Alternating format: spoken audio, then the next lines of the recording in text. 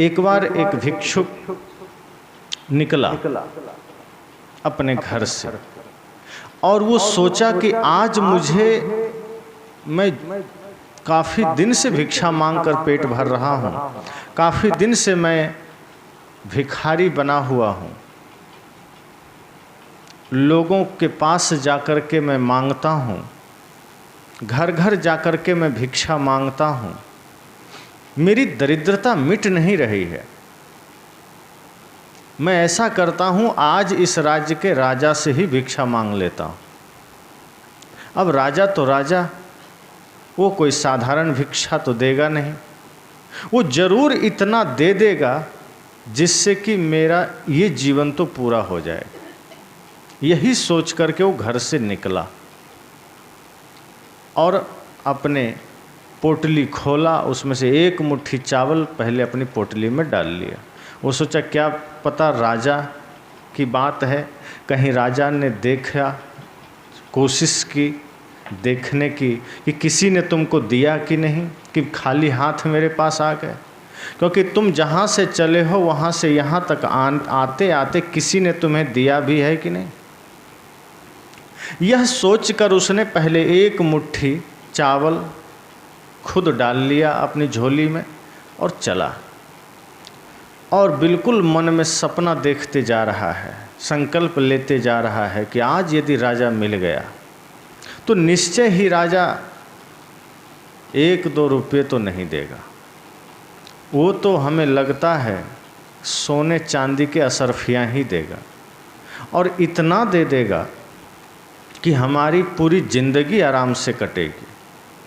सोच ही रहा है कि यदि राजा असरफी दे देगा तो फिर मैं उसका करूँगा क्या क्या। अभी राजा से भेंट नहीं हुई है, लेकिन सपने पहले ही देखना शुरू कर दिया कि यदि राजा हमें असरफियाँ दे देगा तो मैं करूँगा क्या क्या। कौन कौन शहर में फ्लैट खरीदूँगा मैं, कौन कौन गाड़ी अच्छी रहेगी। अगर भिक्षा मांगने जाऊँगा, पैदल जाता हूँ, समय लगता है, एक गाड़ी ले लूँगा, उसमें बैठ के भिक्षा मांगूँगा। ऐसे ही तमाम सपने देख रहा था कि धमतरी, रायपुर, सब शहर में फ्लैट खरीद लूँगा। ऐसे सोचते सोचते गणित लगाते लगाते निकल रहा है, सपने बुनते चले जा रहा है। संजोग की बात थी कि आज राजा भी अपने राज दरबार से रथ पर सवार होकर निकला था। वो भी कुछ ऐसा सोचकर ही निकला था, वो भी चला आ रहा था। जिस रास्ते से भिखारी जा रहा था, सपने संजोए हुए, जिस रास्ते से भिखारी चला जा रहा था संकल्प लिए हुए कि राजा से हमें आज लेना है, उसी रास्ते पर राजा भी चला आ रहा था अपने रथ पर सवार होकर। संजोग कुछ देर में भिखारी देखता है कि राजा की सवारी चली आ रही। इससे लगता है आज भगवान भी यही चाहते हैं कि हम राजा से ही भिक्षा लें, राज दरबार भी जाने की ज़रूरत नहीं पड़ेगी, राजा तो खुद ही चला आ रहा है। उसे लगता है मेरा सपना पूरा होने का समय आ गया है, कुछ और सपने देख लेता हूँ, कुछ और जोड़ लेता हूँ, फ्लैट के साथ साथ कुछ और ज़मीन उमीन भी जोड़ कर लेता हूँ, कुछ हीरे सोने चांदी और जोड़ लेता हूँ। ऐसे ही गणित लगाते लगाते वो राजा के निकट पहुँचने लगा, और राजा भी देखता है कोई भिखारी चला आ रहा है। बस धीरे धीरे उसका भी रथ निकट आ रहा है, इधर से भिखारी भी अपना झोली में चावल लिए हुए निकट चला जा रहा है, और अपने सारे सपने को ध्यान में रखते हुए अपने विचारों को और प्रबल कर लिया कि अब तो राजा से मांग ही लेना है, अब तो राजा को छोड़ेंगे नहीं। और ऐसे सोचते सोचते बिल्कुल जब निकट रथ आके रुक गया और ये भी खड़ा हो गया, अब ये सोचा बढ़ करके मैं जाके कुछ बोलूं राजा से कि अपना पोटली फैलाऊं, अपनी झोली फैलाऊं कि मुझे भिक्षा दे दो। तभी क्या देखता है कि ये जैसे ही ये भाव कर ही रहा होता है, अपनी पोटली फैलाने का ख्याल कर ही रहा होता है कि राजा उतर कर आता है और झट से भिखारी के सामने अपनी पोटली फैला देता है कि कुछ मुझे भिक्षा दे दो। भिखारी तो हैरान हो गया, कहा ये तो इस राज्य का राजा है और मैं तो एक भिखारी हूँ, मैं तो इससे मांगने आया हूँ, ये तो मेरे ही सामने पोटली खोल दिया है। अपना झोली फैला दिया है, मैं क्या दे सकता हूँ। और जीवन में पहली बार उससे किसी ने मांगा था। आज तक उसने सबसे मांगा था, आज तक उसने सबसे लिया ही लिया था, कभी कुछ दिया नहीं था। पहली बार उसे देने की नौबत आ गई थी, वो भी राजा, और जिस राजा से उसने खुद कुछ लेने का संकल्प ले लिया था, सपने देख लिया था, उसी राजा से उसको कुछ लेने की बात अभी ख़त्म भी नहीं हुई कि देखता है राजा मांग बैठा है। अब ये तो सोच में पड़ गया, हम करे तो करे क्या, ये राजा तो मुझसे बड़ा भिखारी निकला, हम तो झूठे ही सपने देख रहे थे, हमारे सपने तो चूर हो गए, ये राजा इस राज्य का राजा है कि कोई दूसरा है। ये सोचते सोचते वो अपनी पोटली बंद कर लिया। चावल पहले से एक मुट्ठी थे उसमें। राजा ने कहा कुछ दे दो मुझे, मैं तुम्हारे सामने अपना भिक्षा पात्र फैला कर खड़ा हूँ, मुझे कुछ दे दो। भिखारी और पोटली समेट लिया, क्योंकि कभी दिया नहीं था, और जिसने देना ही ना जाना हो उसको एक चावल का दाना देने में भी बड़ा कष्ट होता है, क्योंकि उसने तो लिया ही लिया था। और राजा भी तैयारी करके आया था कि आज छोड़ेंगे नहीं, आज तो बिना कुछ लिए छोड़ना नहीं। अब भिखारी भी तो सोच कर आया था कि मुझे तो खुद लेके जाना है, देना तो कभी सोचा ही नहीं था कि देना पड़ जाएगा। वो मन में सोच रहा है पहले पता होता कुछ देना पड़ जाएगा तो मैं ये एक मुट्ठी चावल उल्टा घर से उठा के क्यों लाता, मैं तो खाली हाथ आता। बड़ी गलती हो गई जो मैंने एक मुट्ठी चावल उठा लाया। अब राजा की नज़र लगता है मेरे इसी एक मुट्ठी चावल पर है, ये लगता है लेके ही मानेगा। अब राजा भी अनुनय भी नहीं करने लगा, जल्दी करो मुझे और भी जगह जाना है और लोगों से मांगना है, जल्दी करो। भिखारी सोचता है सच में राजा पागल हो गया, भिक्षा के लिए तो मैं दर दर भटक रहा हूँ, ये क्यों जहाँ तहाँ जाएगा भिक्षा लेने। सोचता है लगता है इससे तो कुछ मिलने वाला है नहीं, उल्टा ही मेरा भी ले जाएगा, और अगर हम इससे यूं ही खड़े रहे तो इससे तो कुछ नहीं मिलेगा और जगह हमें भिक्षा नहीं मिलेगी, चलो कुछ दे के हम निपटते हैं। लेकिन हिम्मत तो जुटाया कि दे देते हैं, पोटली में हाथ भी डाला, एक मुट्ठी चावल पकड़ भी लिया। लेकिन समस्या ये हो गई कि कभी दिया ही नहीं था, जब दिया ही नहीं था तो हाथ बाहर आएगा कैसे।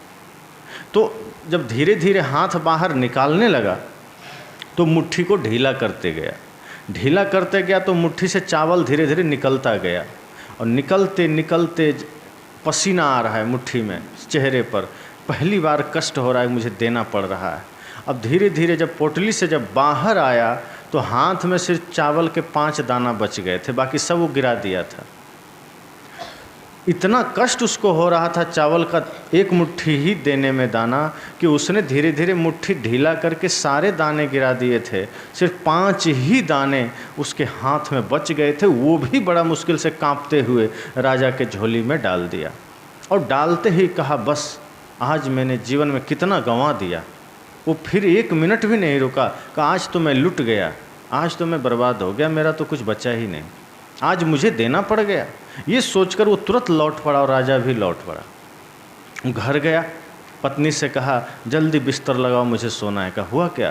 कहा आज मेरा सब बर्बाद हो गया। कहा क्यों? कहा भिक्षा नहीं मिला, उल्टा मुझसे राजा लूट के ले गया। कहा क्या लूट लिया? तुम्हारे पास था ही क्या जो लूट लिया? कह रहे तुम्हें पता नहीं, चावल थे हमारे पास, वही वो लूट लिया है। कहा देखो तो पोटली जरा, कितना चावल था, कितना तुम्हारा लूट लिया। ऐसा बोल रहा है जैसे 1 कुंटल था। दिखाओ पोटली। पोटली जब खोला तो उसकी पत्नी तो हैरान हो गई। पोटली खोलती है तो देखती है उसमें 5 जो चावल के दाने थे वो थोड़ा बड़े थे और वो सोना के थे। 5 सोना के चावल के दाने बड़े बड़े थे। पत्नी कहती तुम झूठ बोलते हो, कितना झूठे हो गए हो। तुम कह रहे हो कि हमारा चावल राजा ले गया, अरे इसमें तो चावल जैसा ही बड़ा बड़ा दाना 5 सोने के हैं। ये कहता है तुम देखो और दिमाग ख़राब मत करो, मेरा तो ऐसे ही 5 दाना चला गया है, तुम सोने की बात करते हो। कहा आके तो देखो। जैसे ही आकर के देखा अब तो वो सिर पकड़ के बैठ गया। कहा ये मुझसे क्या भूल हो गई, जो वो दाना 5 उसके पास गया है मेरे ओर से, वो 5 दाना तो सोने का बन गया और बड़ा बड़ा हो गया। अब वो सिर पटक कर रो रहा है, पछता रहा है कि हे प्रभु, ये मैंने क्या भूल कर दिया, क्यों नहीं मैं राजा को पूरा पोटली दे दिया, मैं 5 ही दाना क्यों दिया, काश मैं पूरा का पूरा पोटली दे दिया होता तो आज तो मेरे पास सोने का खजाना होता। जो सोचकर वो गया था कि राजा से मुझे सोने मिल जाएगा, किसी न किसी अन्य रूप में उसको मिला, लेकिन वो देना नहीं जानता था, उसके पास देने की प्रवृत्ति नहीं थी। यद्यपि ऐसा नहीं होता कि कोई दान करे और चावल का दाना सोना बन जाए, पर ये कहानी है समझाने के लिए कि वो जितना जो दे पाया था रिटर्न में वही उसको कई गुना मिला।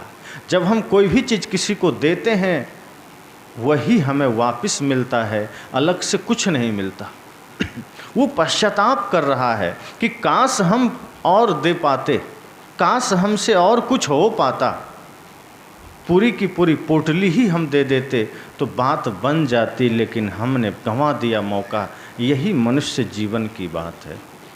हमारे पास सामर्थ्य होता है, हमारे पास समय भी होता है, सेवा करने का अवसर भी होता है, दान करने का अवसर भी होता है, माता पिता गुरु समाज एवं राष्ट्र की सेवा करने का भी अवसर होता है, पर उस वक्त हमें ये लगता है कि हम कौन इस चक्कर में पड़ रहे हैं, हम क्यों इसमें पड़ रहे हैं, क्या मतलब है हमें, यही लोग हमारी सेवा कर दे तो अच्छा है।